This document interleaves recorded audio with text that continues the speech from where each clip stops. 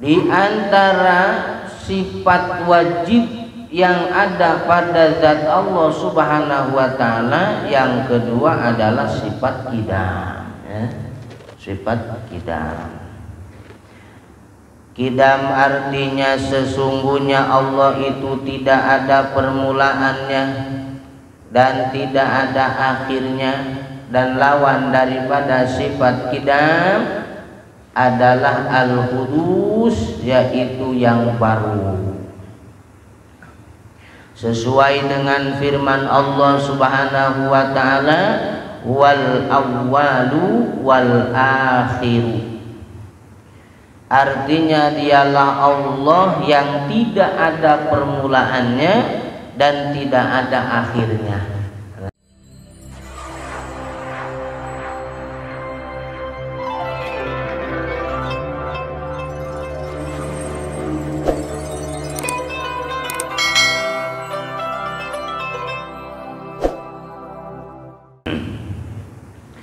Salah satu ibadah yang mendekatkan diri kepada Allah adalah senantiasa menghilangkan kebodohan dengan berusaha dan berjuang di dalam satu majlis, yakni majlis ilmu, mencari ilmu. Maka ketika kita berusaha berjuang, maka kebodohan itu akan hilang. Ya, dan salah satu pengangkat derajat kita di hadapan Allah Subhanahu wa taala dengan senantiasa kita menjalankan perintah Allah dan menjauhi larangan Allah Subhanahu wa taala.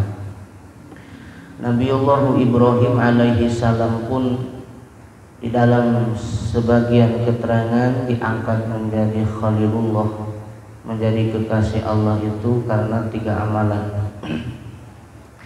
Amalan yang pertama, Nabiullah Ibrahim alaihissalam, ya, diangkat menjadi Khalilullah, menjadi kekasihnya Allah dikarenakan ikhtarat amrillahi ta'ala ala amri ghairi, memilih daripada perintah Allah mengalahkan perintah selain Allah, memilih menjalankan perintah Allah daripada perintah selain Allah. Jadi kita memilih nih perintah Allah daripada perintah lainnya, itu bisa mendekatkan diri kepada Allah, bahkan bisa kita termasuk diangkat menjadi kekasihnya Allah Subhanahu wa taala dalam bentuk hamba kepada Sang Pencipta. Maka ini salah satu bukti insya Allah kita mengikuti perintah Allah dan mengalahkan perintah lainnya. Di antaranya adalah perintah hawa nafsu, salah satunya. Ya, udah ngaji capek-capek, ya, beres kerja harusnya kita pulang, ya, rebahan, ya, tapi kita memaksakan diri untuk hadir di majelis ta'lim. Mungkin ini salah satu adalah memilih perintahan Allah Subhanahu wa taala dan mengalahkan perintahan yang lainnya. Amalan yang kedua, wa mahtahammat bima ittaqfilillah, tidak memprihatinkan atau mengkhawatirkan atas pemberian yang ditanggung oleh Allah Subhanahu wa taala. Jadi tidak merasa gelisah dan khawatir atas rizki yang sudah pasti ditanggung oleh Allah Subhanahu wa taala. Ini amalan Nabi Ibrahim. Ya, Nabi Ibrahim kan Khalilullah, ya, kekasih Gusti Allah. Nah, diangkatnya menjadi Khalilullah itu, ya, sebagian pendapat mengatakan karena 3 amalan. Yang pertama yang tadi, memilih perintah Allah mengalahkan perintah yang lainnya. Yang keduanya adalah apa? Tidak mengkhawatirkan, ya, tidak mengkhawatirkan rizki yang sudah ditanggung oleh Allah Subhanahu wa taala. Jadi kita tidak usah terlalu khawatir dengan apa yang sudah kelak akan digariskan oleh Allah Subhanahu wa taala. Jadi aso aja, santai aja, ya. tidak terlalu mengoyok-ngoyok tentang haliah-haliah yang memang sudah menjadi tanggungan Allah Subhanahu wa taala. Nah, lalu amalan yang ketiga, wa ma taghadaitu ay ma'akalta waqtal ghida illa ma'adhaif. Amalan Nabiullah Ibrahim itu beliau itu ya, Nabiullah Ibrahim itu untuk masalah makan itu diatur. Ya, beliau itu kalau makan waktu sore, paginya tidak makan. Kalau makan waktu pagi, sorenya tidak makan. Illa ma'adhaif, kecuali bersama dengan tamunya. Nah ini nih, yang nomor 3 ini yang sangat sulit kita laksanakan. Ya. Nabiullah Ibrahim sore makan, pagi tidak. Pagi makan, sore tidak. Kalau kita pagi dikit nasi uduk, siangan dikit jam 10 gado-gado. Itu gado-gado pakai lontong itu ditanya belum makan gua. Iya, belum makan. Masya Allah. Kita makan banyak kita mah. Abdul Butun ya. Abdul Butun, hamba perut kita mah ya. Masya Allah, luar biasa kita makan baik. Ya, makanya majlis-majlis ini kalau ada makanan ramai kan. Ya majlis yang free, yang cuman paling air apa ini? Apa ini? Oh iya, pioke.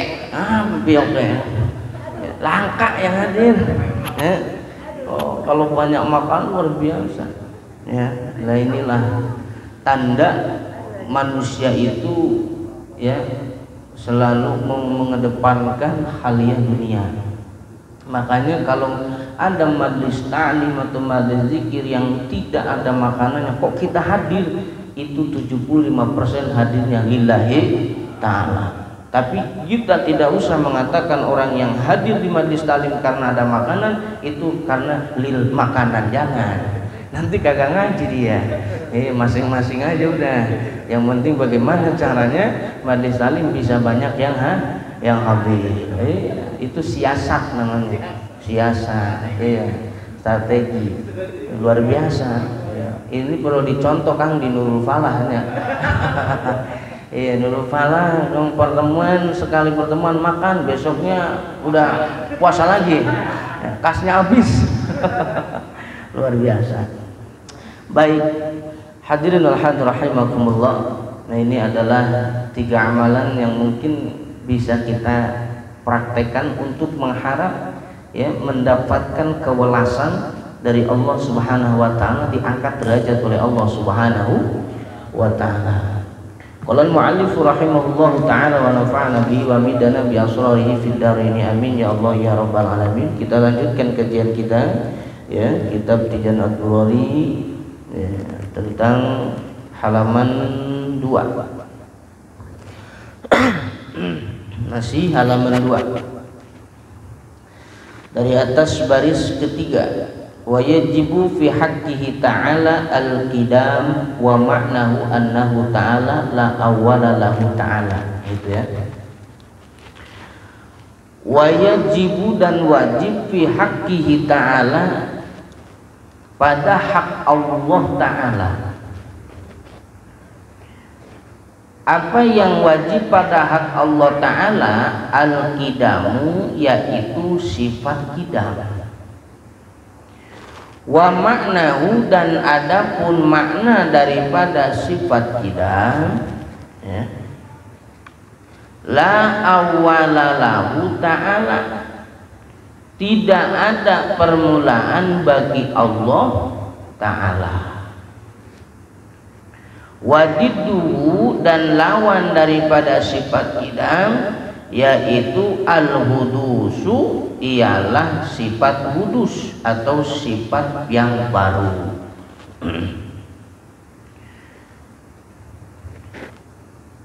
Di antara sifat wajib yang ada pada zat Allah Subhanahu wa taala, yang kedua adalah sifat qidam ya. Sifat qidam.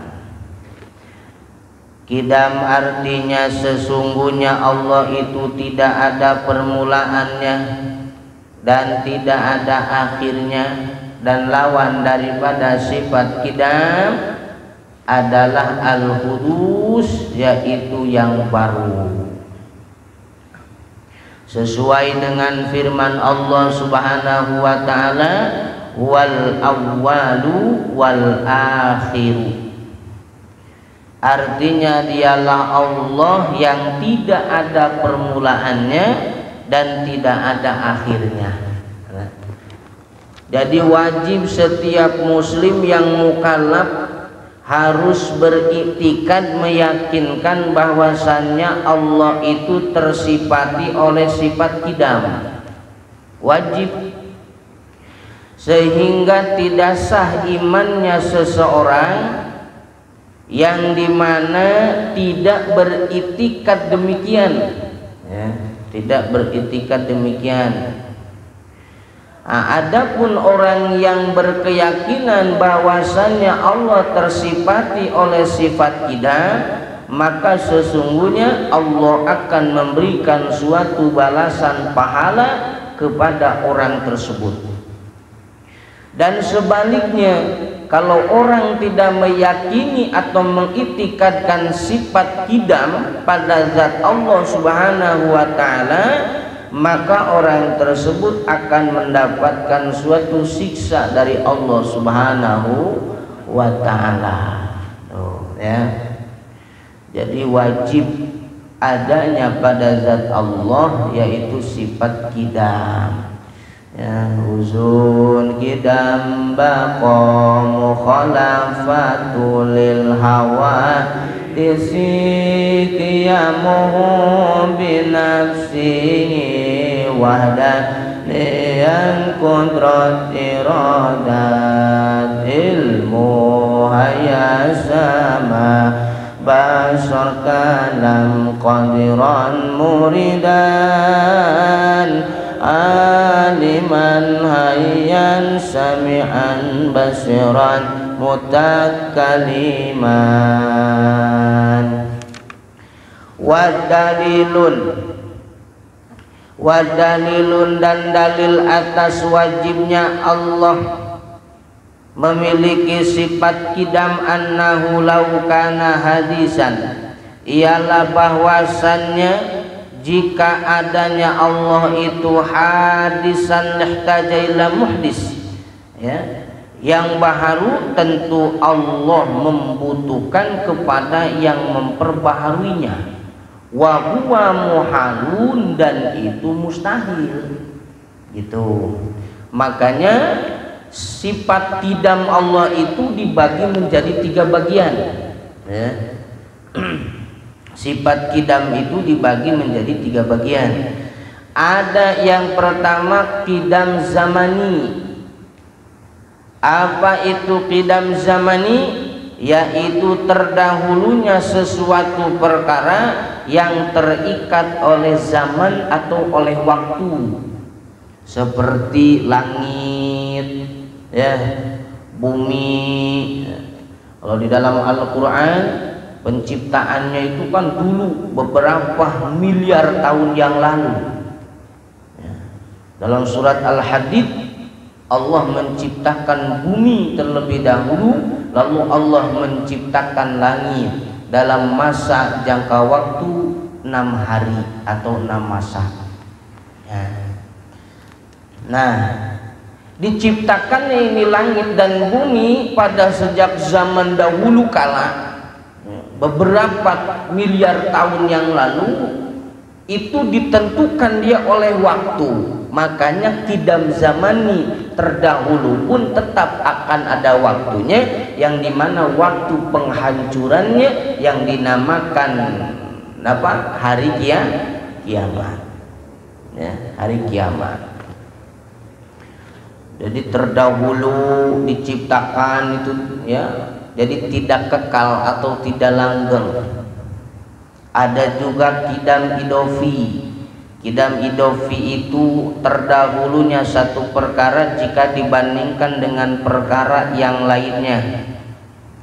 namun bila dibandingkan dengan yang lainnya itu tergolong baru. Contoh ya, terdahulu orang tua kita ama kita duluan siapa? Duluan kita? Orang tua. Orang tua bisa disebut terdahulu, bisa disebut tersifati sifat kidam karena adanya kita sebagai anak, betul kan? Ya, makanya itu kidam idofi. Nah, ada yang lebih dahulu lagi daripada orang tua kita, yaitu kakek kita, bapaknya bapak kita atau emaknya emak kita. Nah, kakeknya atau bapaknya bapak kita disebut terdahulu karena ada anaknya, yaitu bapak kita. Jadi bapak kita itu bapak ya itu aku yang pokoknya ya, itu idofi, disenderkan. Contoh misal seperti ya tadi, sifat bapak itu bisa disenderkan satu karena ini orang tua punya anak, disebut sama anaknya bapak. Yang kedua, tidak semuanya yang punya anak, yang tidak punya anak lalu tidak bisa disebut bapak. Contoh, kita ke atasan manggilnya bapak, dan bukan berarti kita manggil bapak kita anaknya atasan, paham? Iya, bapak manajer, apa mesti kita disebut anak manajer? Ya anggap anak kuli kita mah, ya betul nggak? Ya gitu. Tapi orang yang senantiasa disebut bapak itu ya tidak hanya diasbabkan oleh sesuatu yang di bawahnya, tidak ada nggak? Oh ya, cepetan. Oh, oke, 2 menit lagi. Ya, jadi tidak sesuatu bisa disandarkan kepada di bawahnya. Beda ya dengan kidam hakiki. Yang ketiga, kidam hakiki terdahulunya satu perkara yang tidak terikat oleh zaman, oleh waktu, yaitu yang dimiliki atau disifati oleh zatnya Allah Subhanahu wa ta'ala. Tidak ada awalnya, tidak ada akhirnya, itu zat Allah ya. Jadi siapa yang menciptakan ini langit ini bumi? Gusti Allah. Berarti Gusti Allah adanya sebelum ini penciptaan semua. Aduh iya, seperti itu. Karena Allah disifati oleh sifat kidam artinya terdahulu. Mustahil Gusti Allah disifati hal yang baru. Kalau hal yang baru itu pasti ada yang memperbaharui. Ya, kayak anak dikatakan baru karena ada emak bapaknya. Ya, paham nggak? Jadi memperbaharui. Ini perusahaan jadi baru dikarenakan berkembang. Kalau dicat mah terlalu kecil contohnya, jadi bangunan. Ini bangunan bisa baru karena dicat. Ada yang ngecatnya, ada siapa? Wong itu ada yang memperbaharui. Jadi mustahil Allah bersifat baru karena tidak mungkin ada yang bisa memperbaharui Gusti Allah. Itu ya.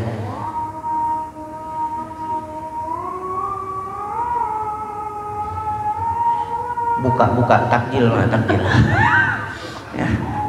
Alhamdulillah. Nah ini sifat kidam ya. Wa huwa muhalun wa yajibu fi haqqihi ta'ala al-baqa wallahu a'lam bishawab. Al-Fatihah.